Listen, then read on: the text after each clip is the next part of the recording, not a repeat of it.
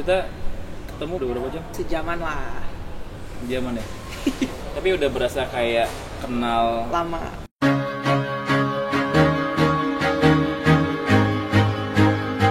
Lu kenal gue kayak udah kenal lama ya? Iya, kayak ngobrol kayak enak. Ngobrol begini enak, apa ke semua orang atau baru ke gue atau gimana? Gue tergantung lawan ngomongnya. Kayak gue juga orangnya gampang komunikasi sama orang. Tapi kalau lawan ngomongnya kayak kaku, ya udah gue nggak kayak gitu. Tapi karena lu lawan ngomongnya juga bawel, heboh. Heboh. Oke, sebelumnya salam dulu. Assalamualaikum kawan Naswara. Kali ini saya ada di mana nih? Di Mobil House. Mobil House. Tadi kebetulan sebenarnya ini nggak sengaja ya, mau podcastan sama Alyani Zulhizah. Yes. Bener ya? Bener. Ya, jadi tadi tuh di awalnya planningnya itu kita ada kayak melakukan kerjasama sama KTNG di bidang recruitment ya. Yes. Jadi ada opportunity bahwasanya KTNG itu butuh vendor untuk support recruitment service ya. Tapi kita malah nggak bicara tentang subjek bisnisnya, malah lebih banyak ketawa-ketawanya gitu.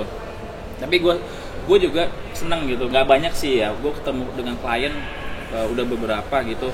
Chemistry-nya tuh kayak udah kenal 2 tahun 3 tahun yang lalu gitu ya. Iya. Bukan tadi ngebaca ini IG lo. Yes.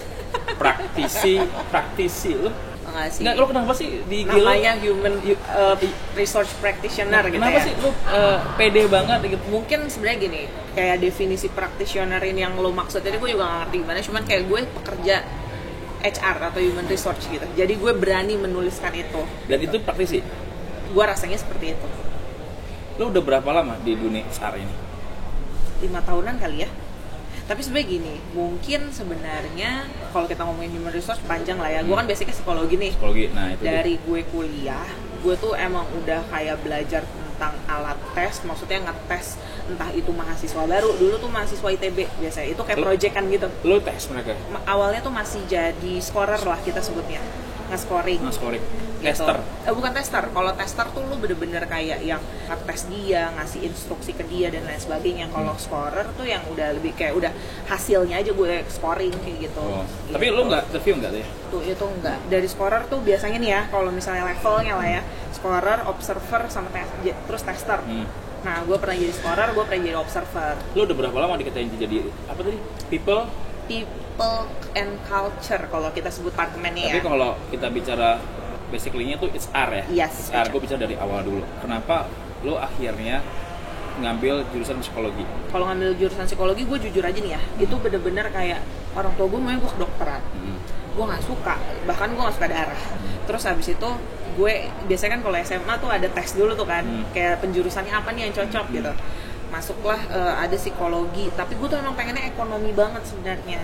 Ya, terus habis itu yaudah deh, karena orang tua gue minta gue kedokteran, yang kita ambil tengah-tengahnya aja nih gitu. Ya udah psikologi. Lo butuh waktu berapa lama akhirnya lo tuh merasa nyaman gitu atau udah? Gue selama kuliah gue nggak ngerasa nyaman. Maksudnya kuliah di psikologi sampai akhirnya gue ketemu mata kuliah psikologi organisasi. Apa sih yang bikin lo menarik? Jadi mungkin backgroundnya gini, psikologi Unpad itu IPA. Lo Unpad ya? Iya, IPA. Jadi kalau misalnya psikologi lain biasanya IPS kan, ini tuh IPA, jadi dia tuh emang lebih banyak klinisnya. Gue nggak cocok kayak gituan. Bahkan dosen gue tuh pernah bilang kayak, lu jangan sampai deh di klinis, nanti lu bisa gila kayak gitu. Bener nggak sih ada yang jadi gila? Ada. Dari lo kuliah dan terus lo sekarang jadi HR aja deh gue bilangnya ya. Ada nggak sih ilmu yang lo dapat yang bisa lo implementasikan ketika lo kerja gitu? Banyak sebenarnya. Itu lebih malah masuknya di klinisnya itu tadi. Klinis itu tuh udah pasti kayak ngomongin alat tes. Terus nge-assessment orang, karena dulu tuh gue harus nyari orang buat gue assess. Kayak gitu, itu ada mata kuliahnya gitu. Nah itu yang ngaruh banget pas pertama kali gue kerja nih. Gue pertama di banking kan, Bank Mega. Kalau di bank itu tuh dulu pasti banget alat tes tuh yang benar-benar lengkap sampai Pauli kayak gitu. Itu yang lebar banget. Iya. Ya udah itu ngaruh banget deh. Akhirnya gue di situ belajar yang benar-benar interview orang kayak gitu buat kerja lah ibaratnya. Itu yang gue bilang kenapa ngaruh sama kuliah gue. Berarti daily-nya job base lu itu lebih banyak untuk interview orang? Ya, rekrutmen lah ya. Sampai desain lu handle semua itu. Ketika lu interview orang ya, sekarang kan pandemi covid segala macam, yang orang itu nggak bisa bertemu langsung ya, gitu ya. Ada kendala nggak sih ketika lo menginterview orang secara langsung seperti kita ini, sama ketika by Zoom? Ada banget sih sebenarnya, ada bangetnya itu adalah kayak gue sebenarnya lebih suka meet in person, kayak komunikasinya juga lebih enak, lebih santai kayak gitu. Makanya gue tuh kalau interview selalu kayak gini, kayak ngobrol-ngobrol kalau dia agak terlalu formal gue bilang santai aja kali. Lo nggak pernah formal? Nggak pernah, gue nggak bisa formal. Jadi gini aja. Iya. Let flow aja. Bahkan gue kayak biasanya gue elo kayak gitu. Kalau kelihatan orangnya nyaman gue elo, gue bakal gue elo. Tapi kalau nggak nyaman ya gue tetap saya, bapak kayak gitu. Ketika kita menginterview orang, ya kita kan belajar memutuskan nasib seseorang, ya dalam hitungan setengah jam, 1 jam, ya. Ketika lo by Zoom sama ketika lo direct begini, butuh waktu berapa lama kamu? Kayak gue bakal lebih lama di Zoom deh. Gali-galinya tuh. Iya, soalnya gue tuh lebih suka kayak ngobrol santai gitu orangnya. Jadi kebanyakan ngobrolnya, galinya nanti belakangan. Lo butuh waktu berapa lama? Kalau kita average-nya ketika lo interview orang berapa lama sih? 30 menit ke atas. Itu juga kalau kadang-kadang bos-bos suka bilang kayak, lu tuh kalau interview orang gak usah lama-lama. Lu ntar juga interview dia lagi kan bareng user. Gue bisa 1 jam loh. Itu juga udah gue singkat-singkat banget Pak. Pernah gue 2 jam setengah gue interview orang. Jadi ya gue ngulik segala macamnya, gue kulik gitu. Gue tuh ketika interview orang, dari mulai dia masuk ruangan, dia duduk, dia menatap tubuhnya, segala macam, bahasa tubuhnya, itu semua gue baca, gue simpulkan ini orang seperti apa. Nah, lu tuh butuh waktu berapa lama lo bisa menyimpulkan seseorang ini seperti apa? Kalau lu bilang detail kayak gitu pasti gue butuh waktu lama. Tapi kenapa gue cuman... Tapi kan kita nggak punya waktu banyak. Iya. Cuman gini, sebenarnya ya intinya mau dapat dari ini orang apa kayak gitu. Kalau kita ngomongin, kita kulik semua mah itu waktunya lama. Tapi intinya apa yang mau gue dapat dari orang? Iya. Terus culture fit gue, kalau gue dari dulu permasalahannya gue pengen orang yang culture fit dulu. Baru kedua mau belajar deh intinya. Kayak lu mau belajar sama cepet nangkep. Di luar dari itu gue bebasin, gue yakin kalau lu udah bisa itu lu bisa adaptasi. Culture-nya penting. Knowledge ya, maksudnya kan kalau misalnya gue nyarinya pro hire ya gue pasti experience-nya sesuai. Kalau udah experience sesuai harus dia tahu flow-nya lah.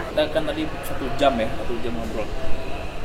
Gue mau tahu gitu, lo butuh waktu berapa lama untuk tahu gue nih, sampelnya gue deh, tahu tentang gue itu butuh waktu berapa lama? Selama 1 jam ketemu nih sebenarnya kayak kurang lebih gue udah tahu kayak bayangannya lah lu kayak gimana. Gue kayak orang yang gampang diajak komunikasi, heboh juga, maksudnya kayak adaptable lah kayak gitu. Gue ngerasa kayak at least lu udah cukup fit sama gue kalau misalnya lu jadi kerja bareng sama gue. Gue catat, lu bilang gue heboh. Iya. Lu tau nggak sih sebenarnya yang gue lakukan tadi itu adalah bagian dari strategi gue doang. Iya. Kalau gue bilang gue heboh nggak, gue nggak heboh. Nah gue bilang tadi gue tuh basically gue tuh orang introvert gitu. Tapi gue tuh tadi ketika lu datang, lu duduk, gue tuh memutuskan strategi apa yang akan lu pakai agar lo bisa nerima gue, agar lo bisa nyaman sama gue. Karena kan lo klien gue, gue lagi ngejual produk gue, gue lagi ngejual jasa gue.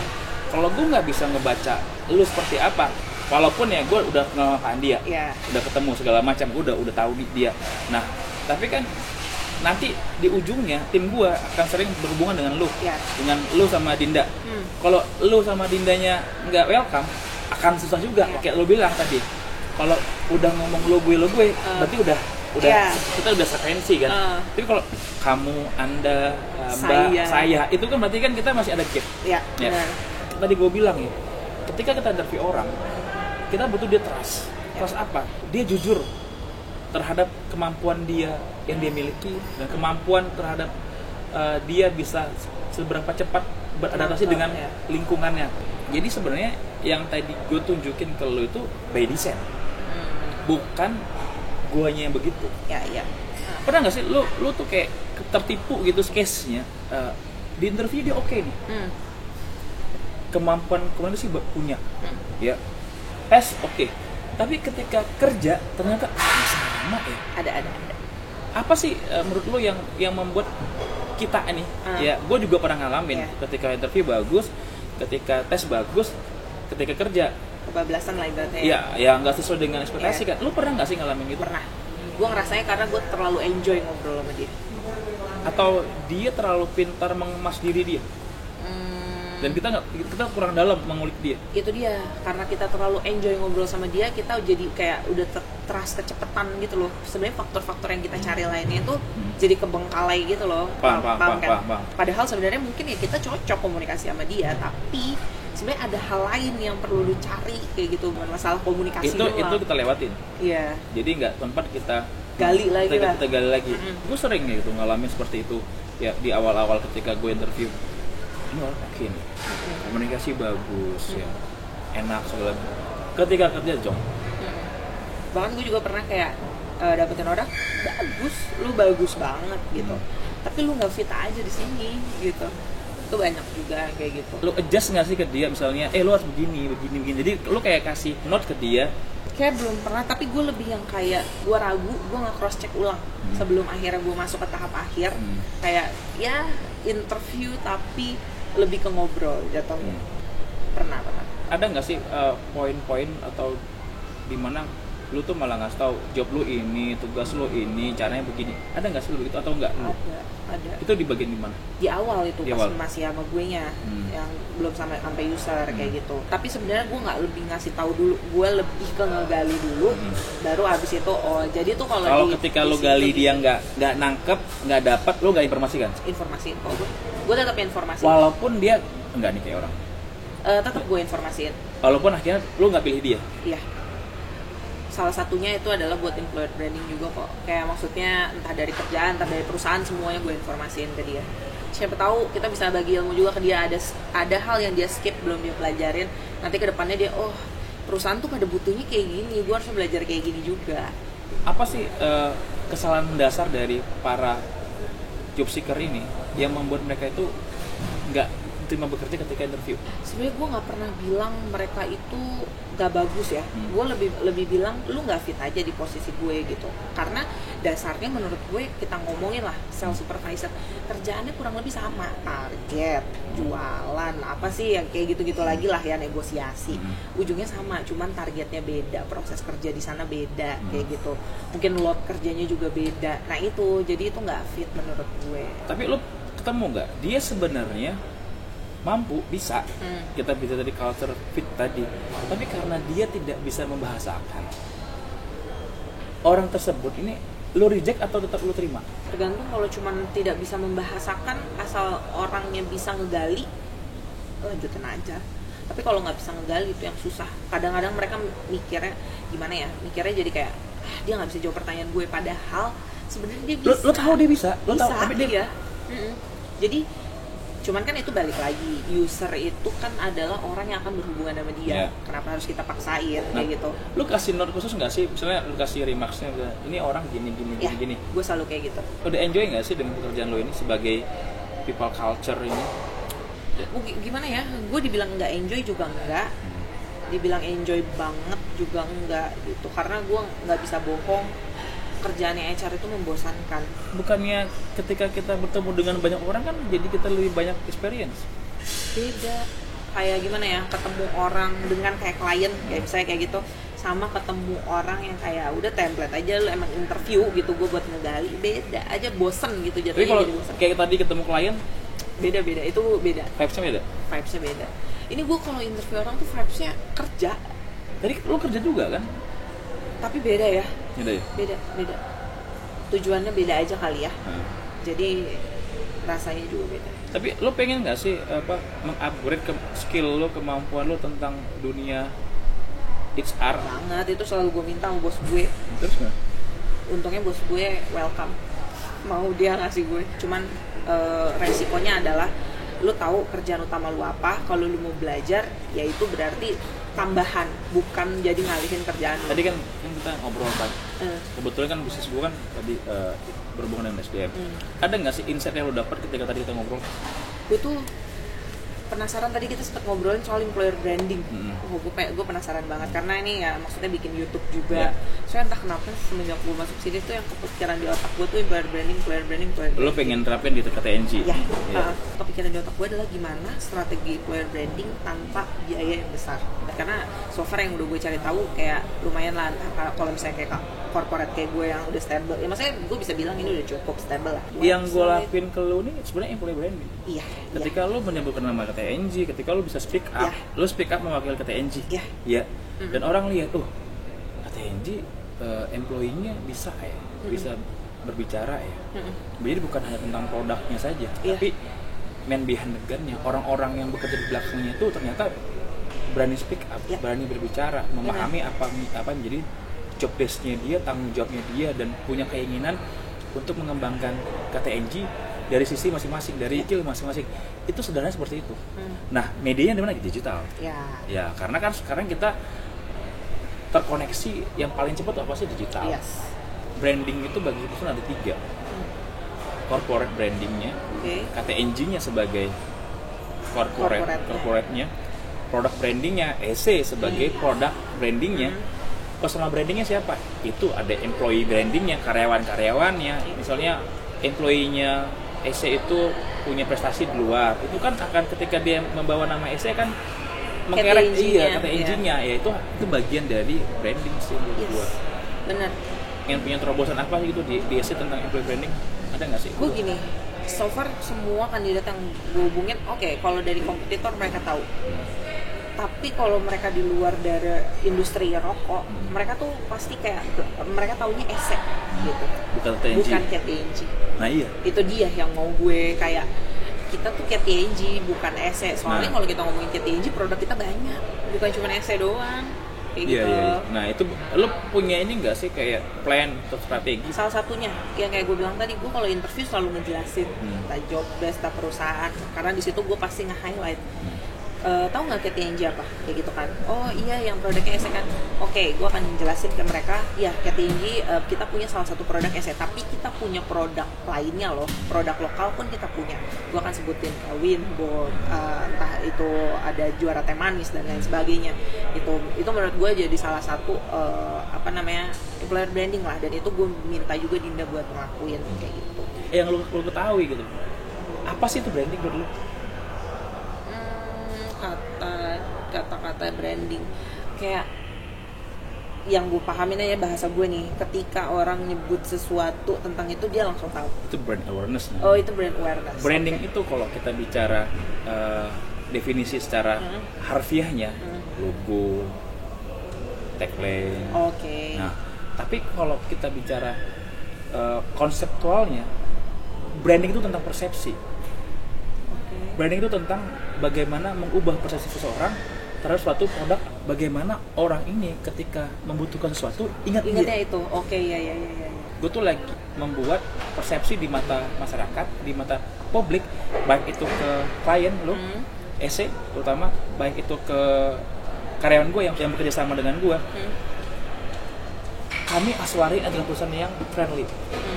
Gue tanya sama lu, ya, ketika lu tadi ketemu gue, lo bisa bilang gak sih gue tuh orang friendly? Iyalah, saya bilang banget friendly. Nah itu image itu, branding itu yang lagi gue berusaha sampaikan ke kalian, ke klien, ke tenaga kerja, karyawan gue, bagi SPG, marketing, admin segala macam, bahwa misalnya Haswara ini adalah perusahaan yang friendly. Nah, gimana sih korelasi ke bisnis? Kita itu berbisnis. Kalau terlalu textbook kan udah susah ya. Jadi kalau misalnya, enak nih orangnya friendly nih, lebih gampang kerjasamanya. Jadi persepsi itu yang mau gue sampaikan ke klien-klien kami.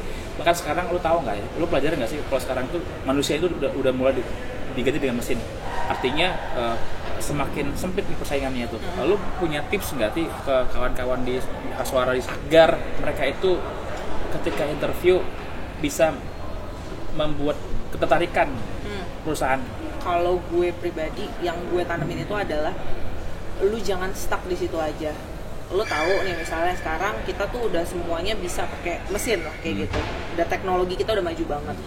Ya lu juga harus ikut berkembang kayak gitu, karena pasti perusahaannya itu lama-lama akan adjust. Kalau lu juga adjust dengan keadaan di lingkungan atau keadaan di sekitar lo kayak gitu, lu tuh akan menyesuaikan juga dengan kondisinya saat itu. Kalau mereka nggak bisa menyesuaikan, mereka akan susah ya? Bisa jadi. Banyak kok kejadiannya yang akhirnya ya udah mereka selesai karena mereka nggak bisa adjust sama tereliminasi ya? Yes. Fleksibel lah intinya ya. Lu jadi manusia tuh harus fleksibel, harus terus mau tahu, mau belajar. Itu tuh penting aja sih menurut gue. Kalau lu stuck di situ aja, ilmu lu di situ aja, karena pengalaman lu itu aja, lu bakalan kalah. Ya lu tau lah, anak-anak zaman sekarang tuh, anak-anak milenial tuh kan udah beda lah. Senang ketemu dengan lu, Al. Iya. Ya, ini hari pertama kita ketemu, mudah-mudahan kita ketemu lagi. Amin. Ya. Jangan lupa employer branding. Iya, nanti lu bilang sama bos lu. Thank you Karnasara. Assalamualaikum, ciao.